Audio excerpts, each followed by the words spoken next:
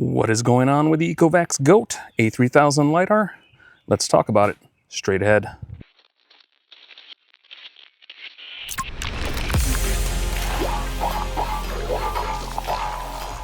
Hey guys, it's Alex from TECHAERIS, and I'm here with an update on the ECOVACS GOAT A3000 LiDAR.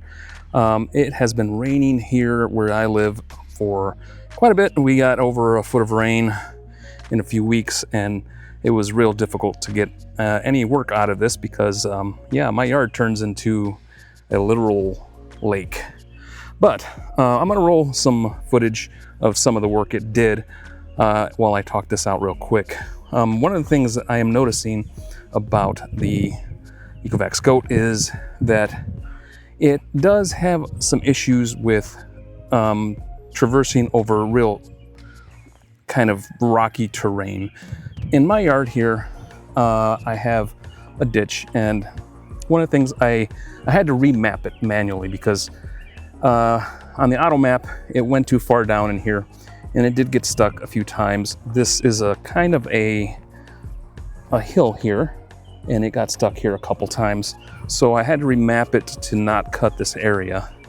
And this area over here is very rocky and very full of kind of areas that are kind of without grass, and it's just kind of a lot of dips in here.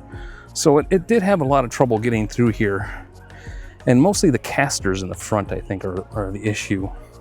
With all these rocks here, that's where I have issues. So just notice that it does a pretty good job of auto mapping, but I think if you're in a yard like I have here with a lot of terrain and a lot of rock, manually mapping your area is probably the best bet. I have forest area behind me. I have areas like this where I have the water meter, and I ended up putting these bricks here because it wanted to go over that. And so, you know, it's just issues like that. It's not really, I wouldn't call them issues so much as challenges for this sort of robot to have to get over. And that is my experience right now. I'm not doing a full review right now.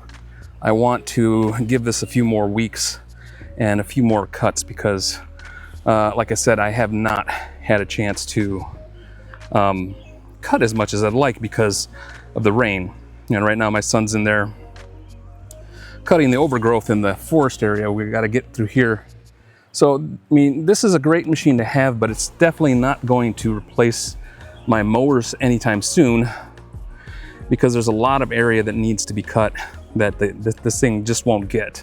This whole area back here is filled with a lot of uneven terrain, a lot of sticks. Maybe you can't see that on the camera as well, but there's a lot of sticks back here from the woods, and this thing does hit those, and the blades I don't think can tolerate that for very long.